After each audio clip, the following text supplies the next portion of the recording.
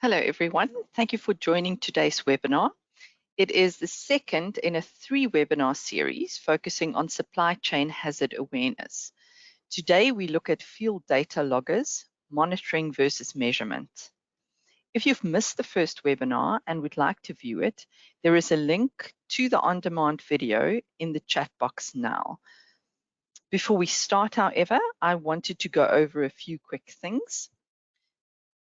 This is a Landsmont Corporation webinar. Landsmont falls under the umbrella of the Physical Properties Testers Group, or PPT for short. Some of the other companies under that same umbrella include McMesson, James Hill, and Heluris. If you're interested in learning more about any of our partner brands, you can visit the PPT page and see the content and on-demand webinars they have available. I'll put a link in the chat box to that shortly. That being said, I wanted to introduce some people on today's call.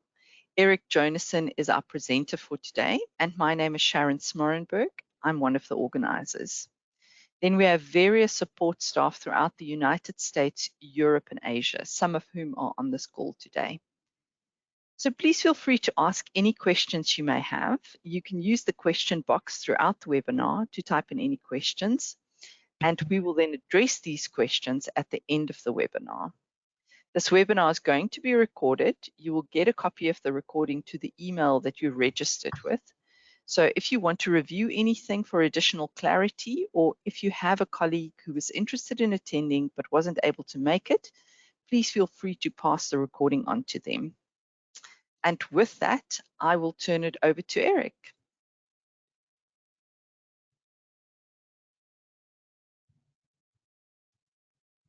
Okay, thank you, Sharon. I appreciate it. And thank you everybody for joining. I'm going to just turn my camera on real quick as I introduce myself. This is the second webinar that I've delivered here in the last couple of weeks, all focused on this supply chain hazard awareness.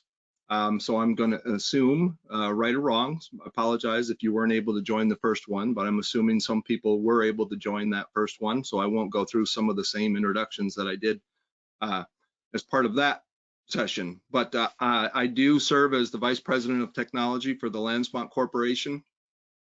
Been with the Landsmont Corporation for in my 34th year, so my entire career spent with Landsmont in various roles, including in a testing capacity, working in a test laboratory, but I'm also heavily involved, have been historically and continue to be on the measurement side of things, either teaching people how to do measurement, make sense of the data, how to interpret and act upon the data. And I also work with a lot with the standards organizations in efforts, kind of consensus efforts to help develop new test standards based upon that data. So I have a lot of history in that, and I like to share, my knowledge and experiences as it pertains to how to do it, and again, how to make sense of the data that you get from participating in these efforts or undertaking some of these supply chain efforts. So in the previous presentations, we talked about this packaging fundamental. Product plus package has to be equal to or greater than the environment. And this, so I'm still, the discussion that I'm going to talk about today as we talk about the difference between monitoring and measurement applications, it really feeds into this this fundamental still, and this is just another way of expressing that. Basically what this is discussing is this relationship to product durability, protective packaging, and how all that helps to allow people to move packaged products through the supply chain. But what I'm going to really focus on entirely today is this distribution environment, okay, the supply chain or the distribution environment, and how to use technologies to go and kind of monitor and measure all these hazards that are taking place or that exist within that supply chain. And the way we do that is basically using this approach that we call field to lab. It's really a methodology that Landsmont has developed and used and kind of lived by over the last number of decades. and it basically means measure what takes place in the supply chain, use that data to drive then laboratory, representative laboratory simulation in controlled laboratory environments. and the way we do that is, this quick video in the background, but basically go out and measure these things, right? Measure these types of the dynamic hazards. Can be actually even climatic hazards, temperature, humidity, altitude. Measure all that information. Decipher from summaries of that information how to then represent those hazards in these controlled environments. That's basically, these kind of examples that you see on the screen are putting in literally in motion that field to lab process. And how we do that is we use these shock and vibration environmental data recorders, or these data loggers, and we call them SAVERs, which stands for shock and vibration environmental data recorders. And we have a family of these data recorders, which is really what I'm going to focus on is, kind of, all right, you have a number of these data recorders, and you say they do monitoring and they can do measurement. And I'm going to explain kind of, how those instruments are used, which instruments are used for the various applications. So I'm really going to kind of discuss again, this idea of monitoring versus measurement. And so when we talk about monitoring, that basically means, in the supply chain side of things, the goal is pretty clear and it's very deliberate what we're trying to achieve if we're going to go and perform monitoring within the supply chain. And quite frankly, what that means is less data actually may be more meaningful, right? If I'm only concerned about certain types of dynamic hazards, if nothing bad happens, that's a good thing, right? So that's a good thing as long as I'm confident in the approach and the technology that I'm using to monitor whether things are happening or not. If I actually acquire very little data, that's actually a positive result, because that means nothing bad happened potentially during transit. And so in a monitoring application, what we're doing is we're only acquiring data or targeting data that exceeds predetermined thresholds. So predetermined meaning hazard thresholds or severity.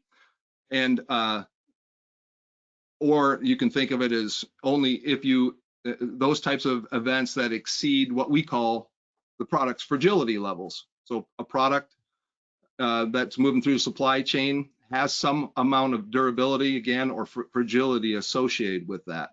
So we know, for instance, a lot of people do with a piece of a product or a piece of equipment, that it can withstand so much, let's say, acceleration, a type of an impact, or a certain level of even vibration. Anything greater than that, I've got concerns. Anything less than that, I'm not worried about it. So in a monitoring application, we're only interested in if and when those levels are exceeded. So it's a lot more focused. Again, very deliberate what we're trying to, just tell me if something bad happens or not. And for Landsmot, we have currently 2 different SAVER instruments that fit the category of monitoring instruments. One being our SAVER GPS Logger, which is a new product, and one being our SAVER AM, which stands for Asset Monitor. And I'll describe each one of these instruments, starting with the Asset Monitor. So the SAVER AM, a lot of details here on the screen. I'm not going to go through each and every one of these, but what's important to understand, even with our Asset Monitor, is that all of our instruments, all SAVER instruments, are full waveform data acquisition instruments. And when I say full waveform, basically on the left-hand side of the screen there, you see a capture, a screen capture of an actual shock event or a dynamic event that occurred during the supply chain. And so that's critically important for us. That means that we are not just recording and telling you that something bad happened, and maybe that at what the acceleration level was associated with that. We back that up basically with the waveform. Everything has to have that waveform, because that really truly is kind of the defendable evidence of whatever you're explaining or characterizing when you capture this kind of data.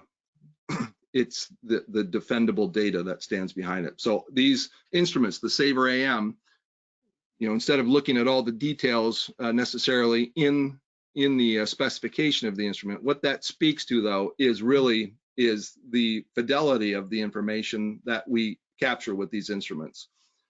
So even as a monitoring application, which is a comparably simple application as compared to measurement, which I'll talk about here shortly, that the quality of the data that we capture is fairly significant, right? We have the ability to capture at high sampling rates, meaning that we're streaming the data when we capture things at a high sample rate, and we use a high resolution within the range. So the Saver AM is what's called a 12-bit A to D processor, which basically speaks to how much resolution we can stand behind if we have a full range of, let's say, recording things upwards of in the range of 0 to 200 Gs. Basically means that we're able to resolve things, with an accuracy at about 1/10 of a G throughout that entire range, which is really good from a shock perspective. So these are very high fidelity instruments, even from the monitoring application. What's unique about them compared to the measurement instruments is that they, the fourth line down here on the memory side of things, what we're doing here is we're only having the ability to capture the 400 largest acceleration amplitude events that occur in any recording session. So I say only 400, that's still a very large number. If you think about it in terms of shipping any of your products through the supply chain, you would hope and it would expect that 400 big high amplitude or nasty events are not going to occur during the shipment through the supply chain. So that's a big number. It's small compared to the measurement instruments, but it's still a very big number. And then what it says next to it is 10,000 timer events. And what that means is that in addition to capturing kind of these big events, if and when they happen, simultaneously, we're also able to capture interval timer data. You can for things like the static channels, meaning temperature, humidity, atmospheric pressure, orientation. So that means in addition to the high fidelity shock data, we're also capturing, again, up to 10,000 timer events. So we can tell that story from a climatic or static channel perspective, which is very powerful. And all the instruments, all of our Saver instruments capture data in what's called using a triaxial accelerometer, which means that they capture the motion. If you can look at the instrument on the screen here, in the vertical orientation, the lateral direction, and the longitudinal direction. So we're defining any event in terms of its XYZ amplitudes. And from that, what we are able to do is then define things in terms of not only what level of amplitude or acceleration amplitude did I see vertically or laterally or longitudinally, but because we capture it in that triaxial configuration, we can also tell if something took an impact on an edge or a corner, and we do that by using what's called the triaxial resultant, which is another powerful piece of information. And then what the Saver AM also has the ability within that package is to record temperature, humidity, atmospheric pressure. Basically, you can think of that as altitude, orientation, specifically orientation, and light. So there's a light sensor on it. Basically, that means if you have an instrument inside of a container or a truck trailer that might be sealed, if that container or trailer is ever opened, which can be a security issue, obviously, it will trigger the light sensor to give you a notification if that occurred or not. And then you see at the very bottom, it says GPS location. With all of our instruments, because of the way our software is configured, you are able to import GPS separately captured GPS information and then sync that with the dynamic data that comes from the instruments themselves. So that's a nice functionality within these, all of the instruments, is that they can be paired with the GPS information to help add even that much more clarity to the summary data. This is what the programming screen looks like, as simple as it is. You know, this just kind of gives you an idea of how that you can program these instruments. So on the left-hand side here of the screen, talking about how you can program the shock data acquisition side of things, meaning really the speed or the fidelity of how fast the instrument is sampling. And again, these Saber AMs are, you can think of more as being focused on a shock or an impact data recorder more than a vibration instrument. So these are specifically, since they are monitoring instruments, really focused on shock and impact. So we have the ability to program the sampling rate, how fast data is streaming into the instrument when it's recording, and the sample size, meaning how long one of the events might be when it's captured. Are we going to record 500 milliseconds per an event, 1 second, 2 seconds, 10 seconds? We have the ability to alter those things. And then separately, we have the ability to address that interval triggering. Remember, there has the ability to record up to 10,000 timer or interval triggered events. And those are associated with things like the temperature, humidity, the static orientation. So we have the ability to specify what that timer interval is, and then, you know, based upon what that selection is, it tells you how long you have until you fill up that memory. And with the Saber AM, this is an instrument that has internal rechargeable battery. Okay, so you can see over here there's a USB connection, which is an IP67 rated instrument, or basically a weatherproof connector there, waterproof connector, and that's a rechargeable battery on board. And you get basically 30 days of runtime from a single charge of that instrument. So that's a nice a function that you don't have to go in and change batteries after any individual shipment. It's rechargeable. And what you see here with the LED indicators, if you look on the screen or the overlay of the instrument, it basically has indicators for shock, temperature, and humidity and orientation. So you can set thresholds here that will activate the LEDs. Excuse me, I went backwards. But by clicking on these selections here for temperature, humidity, acceleration, static orientation, it will, if any of these conditions are exceeded, in this case, if a temperature of over 100 degrees Fahrenheit occurs, the temperature LED would be flashing at that point moving forward, giving you an indication of an extreme or an excursion from what you had set in the instrument. The same for humidity, the same for acceleration, same for static orientation. So that gives you a nice ability when you receive an instrument, or whenever you have the ability to look at the instrument, to see, right then and there, I got an issue that I need to look at further by going in and downloading the data. So it's pretty simple from an overall programming perspective. How you sample the data from the dynamic data, meaning the shock data on the left-hand side of the screen, and then how you sample the timer interval data. A little bit about the Saber GPS logger. This only acquires GPS information. This is not, there's no temperature, humidity, there's no acceleration data that's captured here from an accelerometer. This is just a standalone GPS logger, which might sound pretty simple, but it's actually very powerful, right?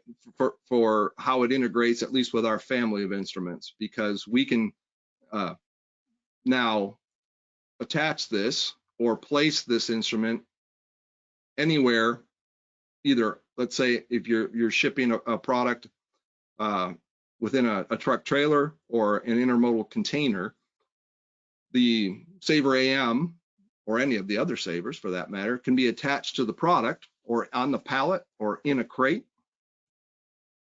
And the Saver GPS can be outside of the container, on top of the container, on the side of the container, maybe even underneath the container, quite frankly, or the truck trailer.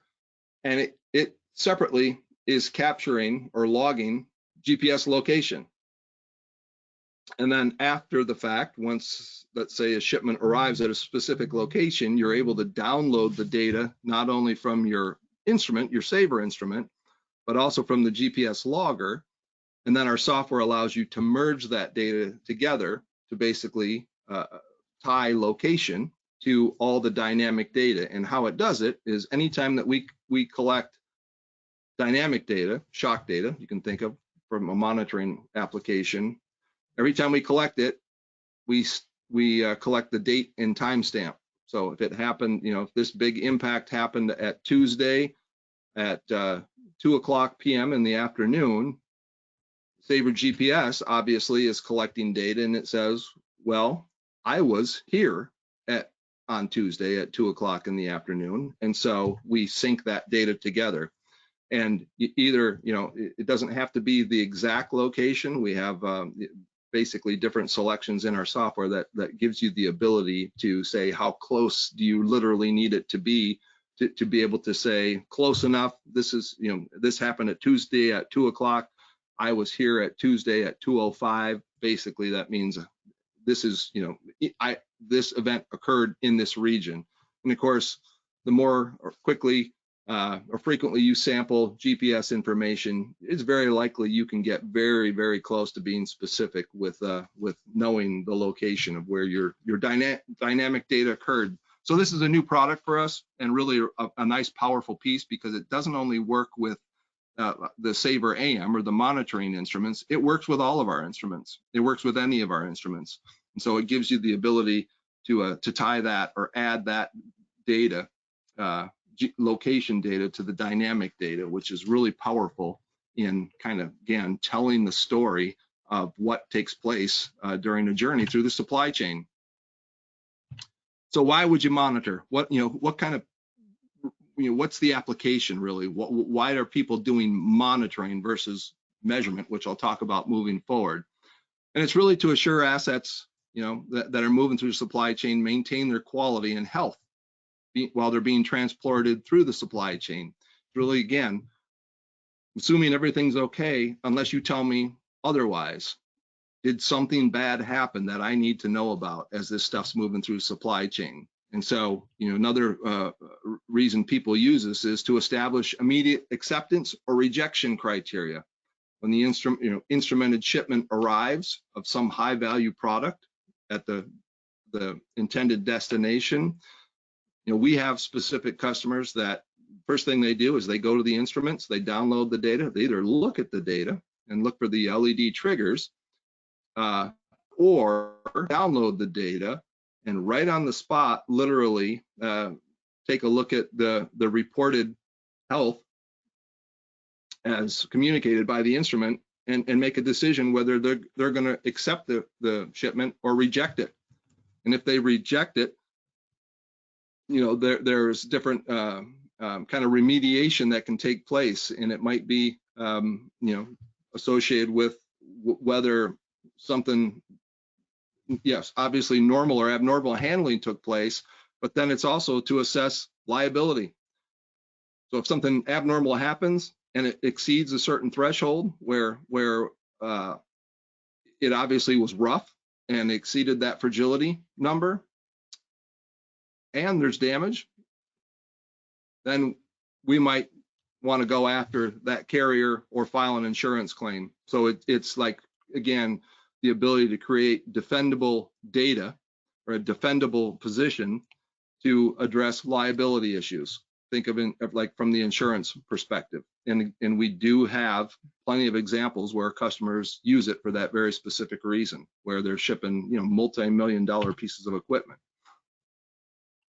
So where does monitoring apply? What kind of products are we talking about here? This is an example. This is not just a picture in my background, but this is an example of a real product for Landsmont where our instruments are being used, right? So that's one of them. It's space.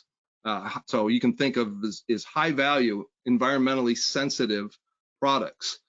And when I say environmentally sensitive, that means that they're fragile. That means that they're sensitive to dynamics or maybe even climatic conditions, but they're sensitive. And if you bother them by bumping them or shaking them too hard or exposing them to changes of orientation, or maybe putting them in high temperature and high humidity or cold conditions, they're going to react negatively to that. So they're high value, environmentally sensitive products. These are not all the different types of products, but real examples of them. Semiconductor production inspection equipment. Some of this type of equipment, very large crates, and very expensive, multi-million-dollar pieces of equipment. So it's big, it's heavy, it's fragile, and it gets shipped around the world. And so there are really big concerns as to whether this equipment is going to be healthy upon its receipt. That might be when it's shipped around the world. People want to know as soon as they can as to whether they need to be concerned about the health of that instrument or not. Industrial computing equipment, and that consumer electronics is a big industry for my company, for all of our products. But when I say industrial computing equipment, that means more things like you can think of as server racks, things that are in the let's say $250,000, $500,000 or more. So it's industrial computing. It's big, also heavy, expensive.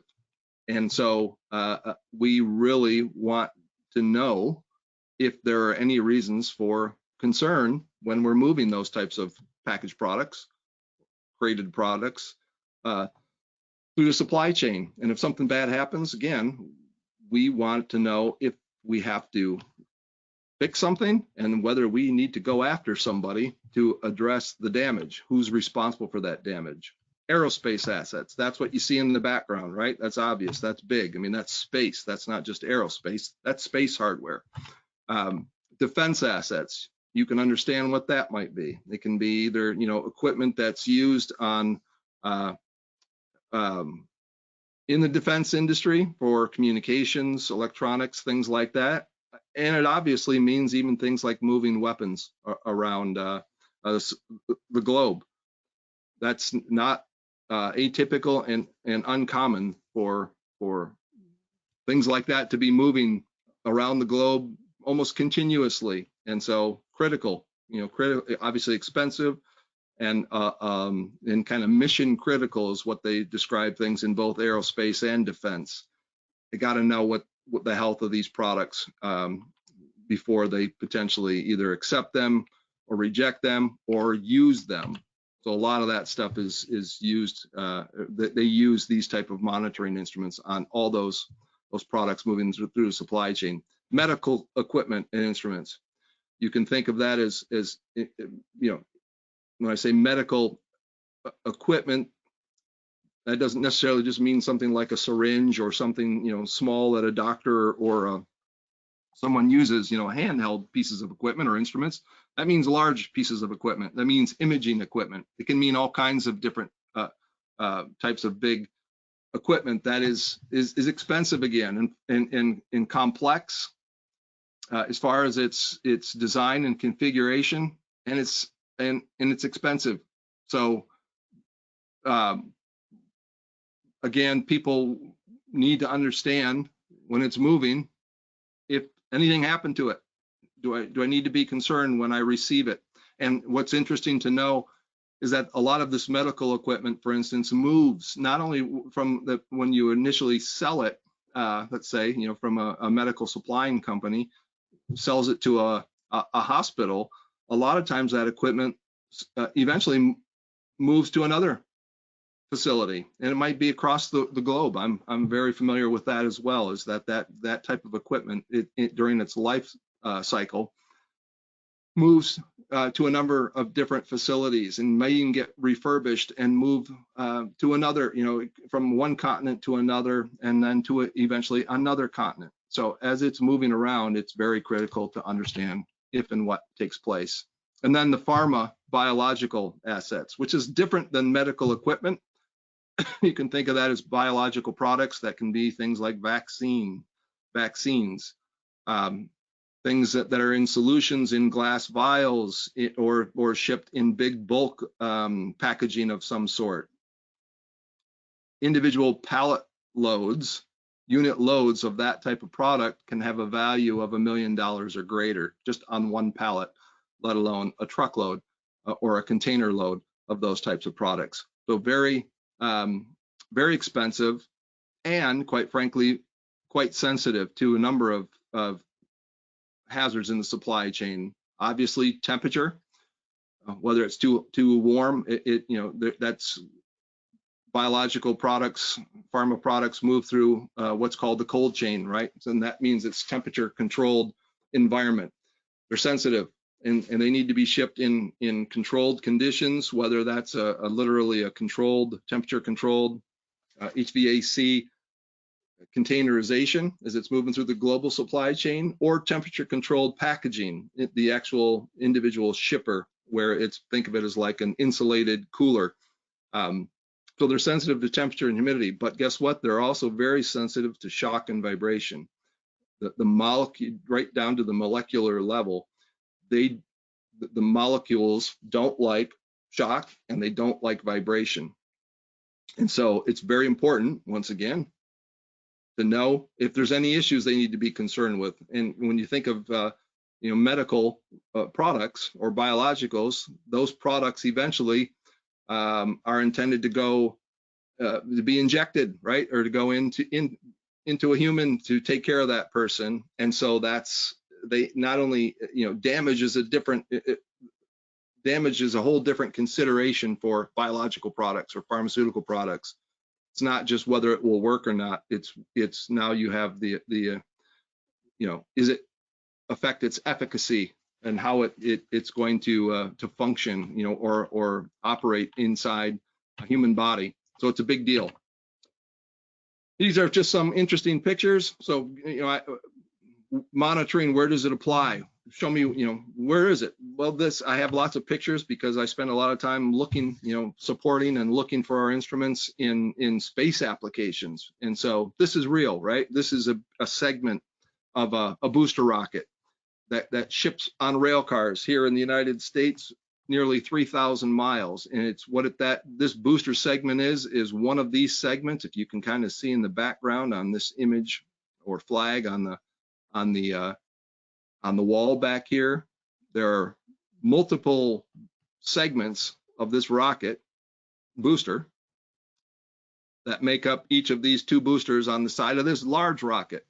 And every one of these is shipped by rail from up in the northwest of the United States to the Kennedy Space Center in Florida.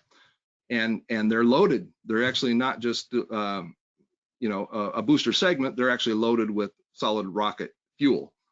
And so every one of those boosters that's moving through the supply chain has a monitor attached to it, a land spot monitor. And they're small in comparison to the scale and scope of these huge pieces of space hardware, but there it is, right? There's one of the instruments literally attached to the side of the booster segment with a special magnetic mount. You can see cables running off of it, 2 cables. And it's hard to see, but there is external battery pack down here. So we have power connected to that to give it added runtime if needed as it's being shipped. So there's external power there, and there's a communication cable there, because eventually there's a cover that goes over top of that booster segment that people have to enter into or open a door to get access to that communication cable. So that's one example. Here's another one. Hard to see it, but I know where I'm looking for, so I find it when I look at these pictures. This is a crew capsule. It's called the Boeing Starliner, and that's a crew capsule that's making its way to the launch pad. And this one did launch not that long ago on a test flight. And our instrument is attached to basically the support module that's below that crew capsule, and it's attached as, again, from the point of where it's manufactured, where that crew capsule is manufactured, all the way to Florida, to the Kennedy Space Center, and actually all the way right on top of the the launch pad to where it goes on top of the booster segment itself and gets affixed. It's at that point that they take it off and look at the data to see if anything bad happened along the way. So we see these things in this arena all the time. This is the Delta Heavy Aerojet Rocketdyne Delta Heavy rockets that just were shipped. And what might be hard to tell there, that this is an actual ship, a sea vessel called the rocket ship. And most people might not realize that, yes, even though rockets launch from a launch pad, either in the United States, that might occur at Kennedy Space Center in Florida, or it might occur at Vandenberg Air Force Base out in Southern California. It might also come from Texas if you're SpaceX. But none of these pieces of hardware are manufactured and produced in any of those locations, right? They all have to be transported there one way or the other. They can be transported over the road. Some of them are, believe it or not, and they can be transferred by rail, which I just showed you, and some of them are even transported by ship. Some of them might travel as far as up in Alabama and the Mississippi River, out of the river, through the Gulf of Mexico, through the Panama Canal, up the West Coast, through the Pacific, all on a ship like this.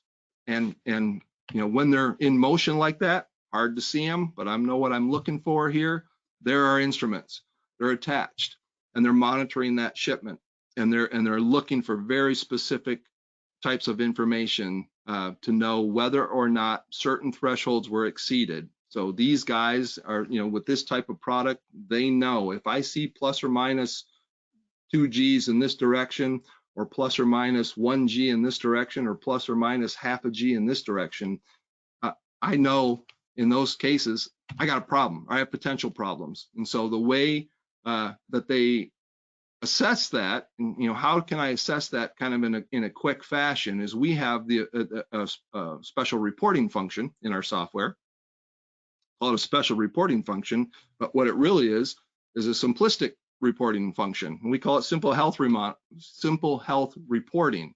And it's basically it issues a 3-page report is one of the options here. And a lot of these guys in the aerospace industry use this. Basically, it reports on lateral, longitudinal, and vertical summaries in kind of a green, yellow, red visual assessment criteria.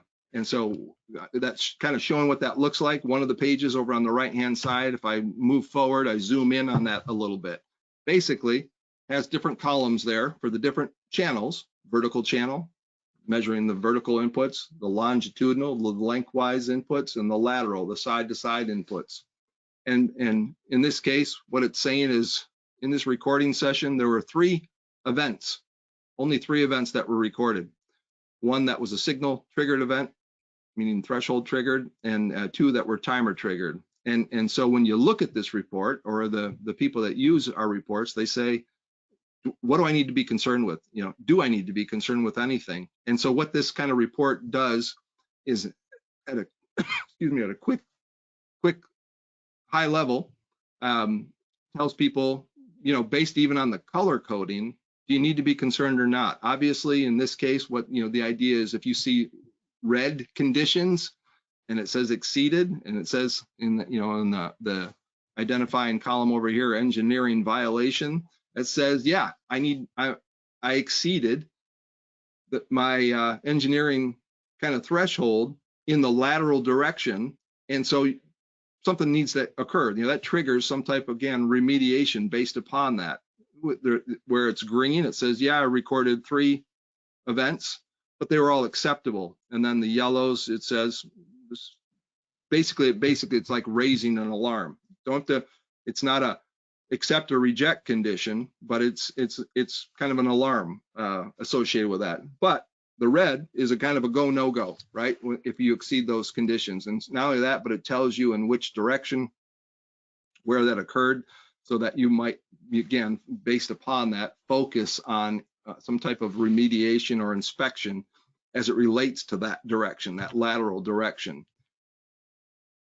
Additionally, this on the second page of the report, what this says is, not only can I report on the X, Y, and Z, but also when you think about how in reality, when impacts occur, they might occur in terms of not just, I took a shot on the side of the container or the end of the container or underneath the container. Sometimes it occurs from an angle, let's say, or it comes from an edge or a corner associated with that. And that's what this second page is it says basically, do we have any impacts that can, or things that we need to be concerned about that occurred from an edge or corner vector sum perspective. So that means not literally, like I say, a side impact, an end impact, or an underneath impact, but it's something that occurred from on the bottom left edge or the top right edge or the top right corner of the container. This gives you higher resolution yet, along with the waveforms, to show you exactly where the input occurred. And then lastly, the last page just talks about the dynamic channels of temperature, humidity. Did I exceed any of those thresholds? If so, for how long? Do I need to be concerned with that? And it's also, again, red, green, kind of in yellow conditions. Exceeded it, and did I exceed it for, did it soak at those high temperatures or humidities for a period of time that was outside the operational acceptance criteria that I set or understand for my product? Okay, so that's the measurement side of things, okay? Or excuse me, that was the monitoring side of things. Now I'm going to jump over into the measurement side of products. So what's the difference now? We talk about measurement.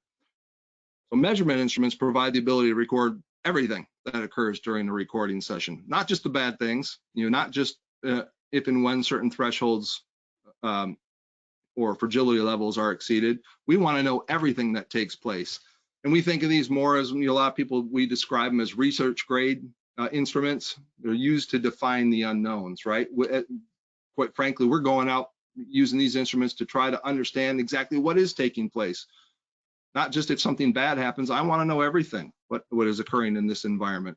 And we do that to characterize and define various complete transport and operating environments. I want to know the good, the bad, the ugly. I want to know everything that occurs so that I can, potentially establish representative laboratory test standards to simulate that environment, but to simulate that in controlled laboratory repeatable testing inputs.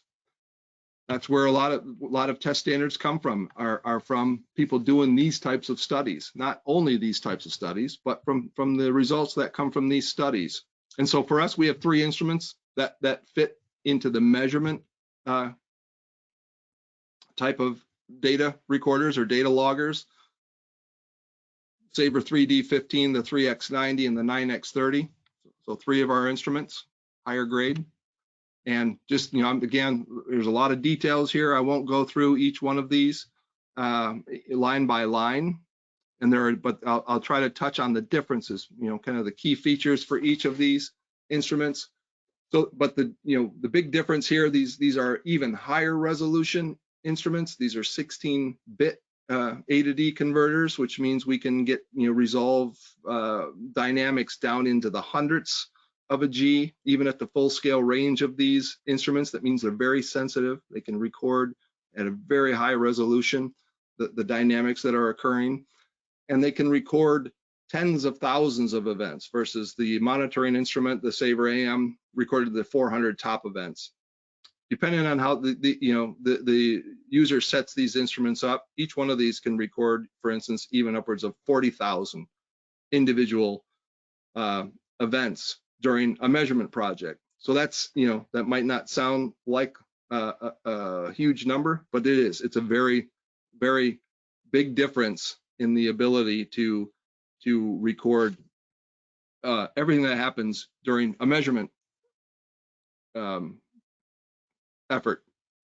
Or you can think of as when something's moving through the supply chain. It really gives you the ability to record with good, not only high fidelity on the individual events that are captured, but the total number of events during that period of time. And it's the same for all of these. And so they sample, they have higher resolution, 16-bit versus 12-bit, because these are used not only for shock data acquisition, but also for vibration characterization. So vibration, which is something, you know, that the actual dynamics we'll talk about in the next webinar, but vibration occurs at lower intensity levels than shock does. So shock events, we talk about shock in the transport world. Let's just say a range from, you know, 5 Gs to 100 Gs, maybe of being significant shock event. Vibration occurs at levels down in the, you know, 2 Gs of vibration would be considered very intense. 1 G of vibration would be considered very intense. So typically, you know, vibration measurements are down in the tenths of Gs. So you need really good resolution to be able to measure that. And all these instruments have that type of resolution. The Sabre 3D and the 3X on the two on the left, exactly the same size and footprint, look very similar, but there are different sensors inside. The accelerometer is different in the 3D as compared to the 3X90. And so the naming configuration, the Sabre 3D15, the D, what the D stands for is it has a DC response accelerometer inside of it, or sensor. And what does that mean?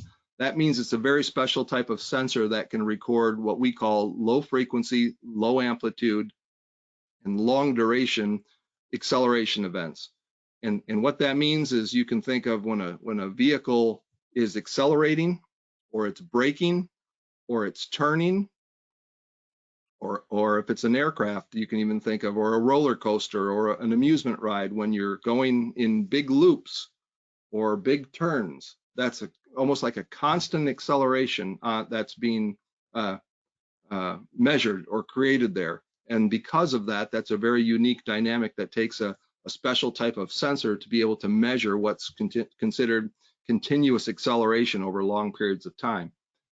So we have an instrument that has a sensor that's dedicated to those types of measurements. And why we have two separate instruments, you know, basically that operate the same way, is that that type of DC response accelerometer is comparably more power hungry. It takes more power to power that sensor as compared to a normal, I'll call normal piezo electric shock and vibration sensor. But if you have the need to measure those types of dynamics, which again we do quite often, if we're looking at things like what are those dynamics that challenge things like the stability of unit loads or pallet loads of goods when they're moving through supply chain, you need that type of a sensor. So we have that ability with that 3D15. The 3X90, same footprint, same everything.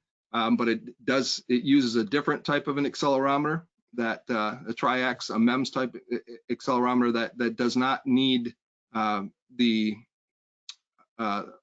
require the same amount of power as that DC response accelerometer. So you see in the other significant identifier in the names of the instruments is the number on the tail end, Sabre 3D15. That 15 is associated with the time, the run time of the instrument, because it's more power hungry. It has a lower continuous run time for data acquisition of 15 days, whereas the 3X90 with a 90, that means that instrument can run for 90 days continuously, sampling the environment on a set of batteries.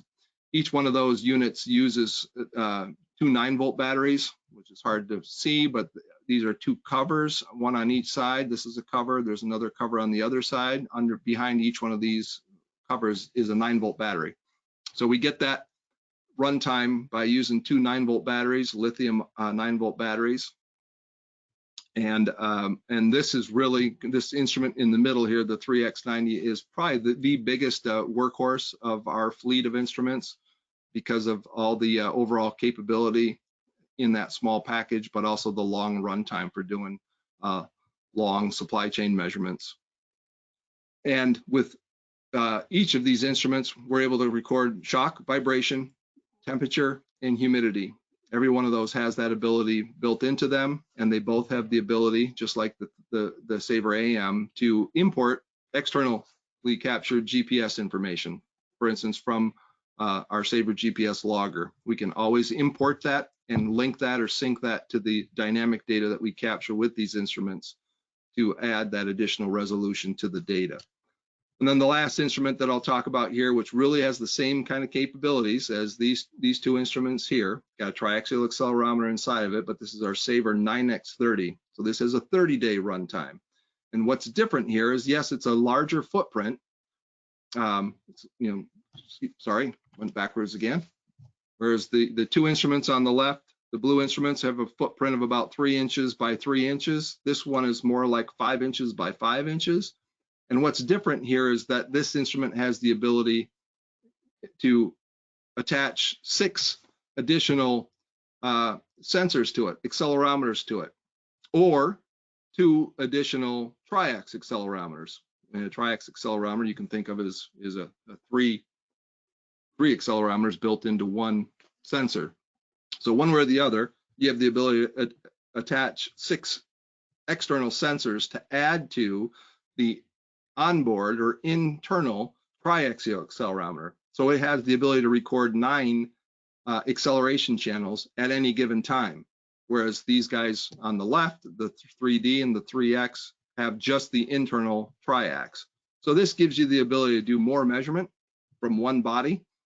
And that's pretty powerful. And the trade-off there is that by doing so, again, more power hungry if you use it that way. So the runtime is going to be less if you're capturing all that kind of data. But again, for a research grade where you're trying to understand a lot of different scenarios or relationships, and I'll show you an example here shortly of a unique setup, why you might use this instrument to measure, in multiple locations simultaneously during a research effort in the supply chain.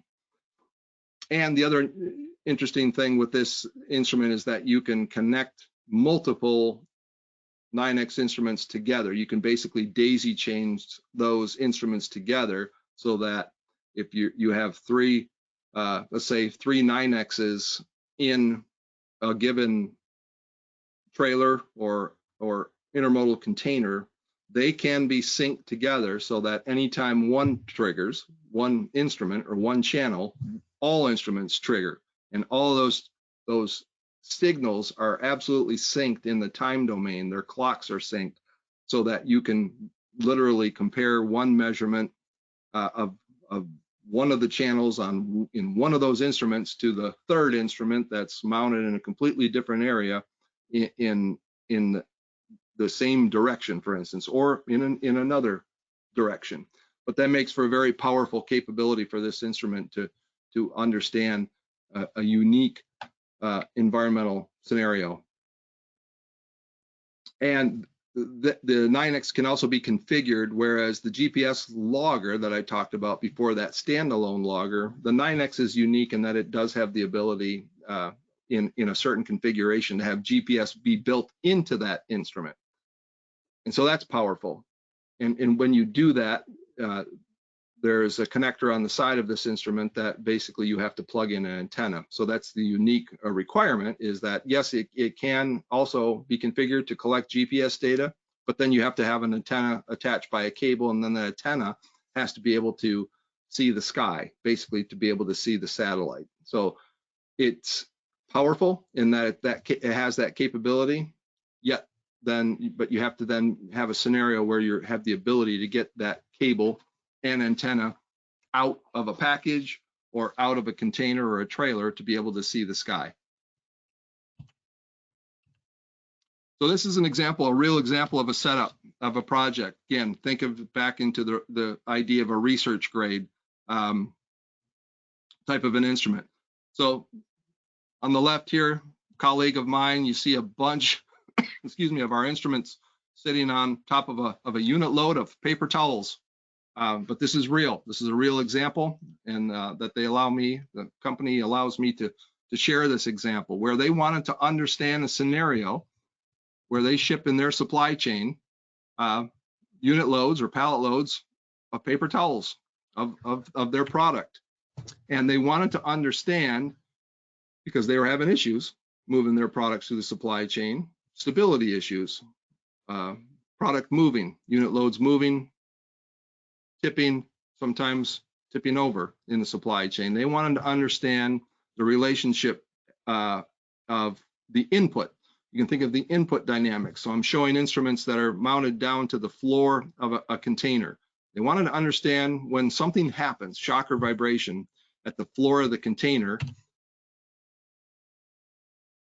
what happens, how is that transmitted, or what is the response of a pallet to that input?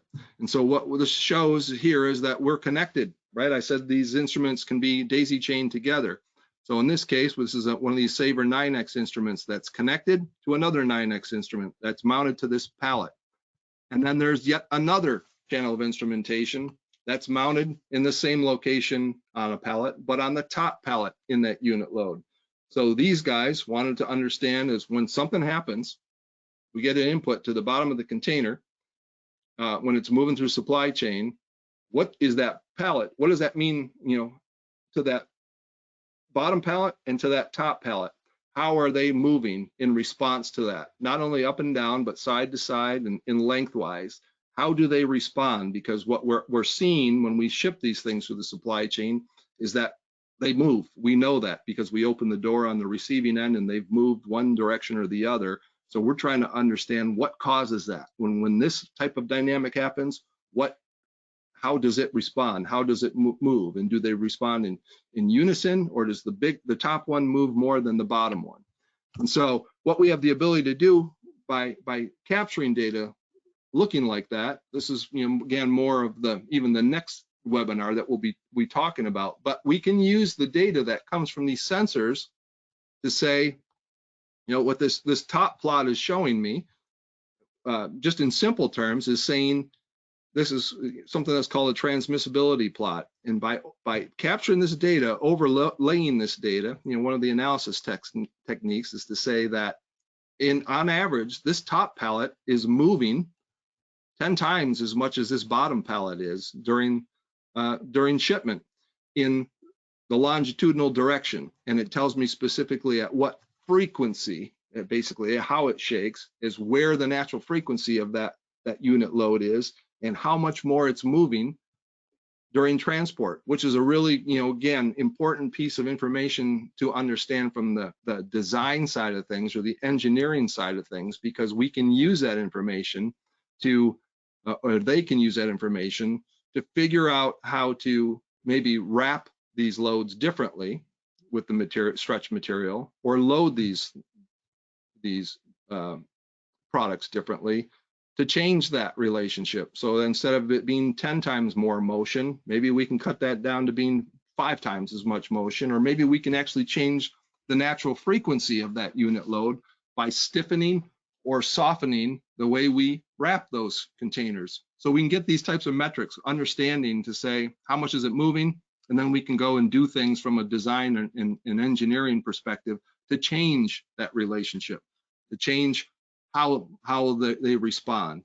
And then what we're able to do is we're able to take that data and pull that data into a laboratory environment, use that on a vibration control system, and then test that data, or test those unit loads in a controlled environment, so that if we do make changes to the packaging, to the stretch films, to the number of products we have on that pallet, or maybe the way they're laid out on that pallet, we can evaluate or assess whether it was a positive change or a negative change, but we're doing that in a controlled laboratory environment. So we measure it, we understand it, we take that data, we use that data to drive laboratory testing, and then we make all of our we respond as design engineers by changing things in a controlled environment, retesting them, using that data, and evaluating in that nice controlled environment. Last few slides here. So, again, I think of it on the research side of things, telling the whole story. So what I'm showing here is a screen capture from our instruments that is what we would call a quick history view of a shipment. And what it really means is a way of looking at when something is instrumented and shipped, in this case on August 4th of 2020, and then shipped through the parcel. Think of it as a FedEx shipment or a UPS shipment, a DHL shipment, an overnight shipment of biological products. So 8.4 to 8.5. And what we're looking at here on these top plots are dynamic events. Each red bar is representative of a vibration event that was measured during transit. Whereas on the bottom, down here, this is the climatic data. Temperature is yellow, relative humidity is light blue, and then you see this dark blue number. This is altitude. This is atmospheric pressure, which you can describe as atmospheric pressure, but you can also change and show that as equivalent altitude, convert it into altitude. And so what's powerful here, and like in this effort, is we're trying to understand, let's say in this measurement project, is what does over the road vibration or hazards look like as compared to what the hazard looks like when these things are flying through the air, and how that compares to when these products might be handled on the tarmac in and around the airport. And so what we're able to do from this kind of collecting all that data and looking at all that data together to tell that story is we obviously can tell in this situation when the item takes off and lands, and then we can tell what it looks like at the tarmac level, right? So takeoff and landing, but then tarmac. So we can compare, says, well, the flight's not so bad, but the tarmac, that's what we need to be concerned with. And we only know that from being able to tell that entire story. Last example that I'll show, this is another one. This is an even more recent data that just shows kind of an international shipment that included sea journey. There's over 40,000 events that you're looking at here from the start of this shipment to the end of this shipment that are shown here. And this, again, same thing, red data, every one of these events is representative of vibration data. The height of that bar is representative of the intensity of that data. And what we're able to see here is in looking at this data is that there's a flattening of the temperature and humidity in this range. And what we know when we ship things by land is you see this cycling of temperature and humidity more because the diurnal cycle of the sun coming up and the sun going down, temperature and humidity cycle more frequently when things are on land, and they flatten out more when things are at the sea or in the ocean. And so from looking at this data, if we're trying to understand what the ride is like when things are on a boat, on a ferry, or on a ship, we look for these kind of signatures associated with temperature and humidity. That's probably indicative of when things are out on the water. And if we look at some of those events from that section of time, the dynamic events, this is what they look like, which, from a analysis perspective is what do you think that looks like when you look at this? To me, that looks like literally like waves, right? And we know that's true if I have the ability to export that data and plot all this data in Excel. We're able to actually determine the period of these waves of like 7 seconds in between the peaks of those waves, but also the amplitude of those waves in terms of their acceleration levels. And if I use that information to calculate things, I actually can calculate what the wave height is. So we're actually, from collecting all that data, we're able to see, literally determine when this, from the data, not GPS, but from the data itself, dynamic data, when things were out at sea and how severe those seas were in terms of they were, this calculation, if you know the frequency and the acceleration, if you know the period of those waves and the amplitude of those waves, I can calculate the sea height. It was basically like 1 meter seas during that journey. So another very powerful piece of information in all that data. So in summary, I know I'm running long, apologies, but monitoring. Difference again, just simply record only data that exceeds predetermined threshold severities and fragility levels versus measurement, which is record everything that occurs during a recording session, because we are trying to tell a story based upon all that data, not just good, bad, but we want to know everything. So there's a difference between monitoring and measurement, and there's a difference in the type of instruments you use to go out and handle those types of projects. Thank you very much. Thank you. I'm sorry I went a little bit long there. I have a trouble talking too much, but I hopefully that, again, you get something out of that. Sharon, I'll pass it back over to you at this point. Thanks so much, Eric. Thank you, everybody, for submitting your questions. There are some questions that have come through. As you can see, we don't have a lot of time to answer those. So what I will do is to right now in the chat box, I've put Eric's email address. So if you have any more questions that you want to send to Eric, you are more than welcome to send it on to him, and he will address those with you directly. And for those who've already asked questions and typed them into the question box, we will get back to you with those with answers to those as well.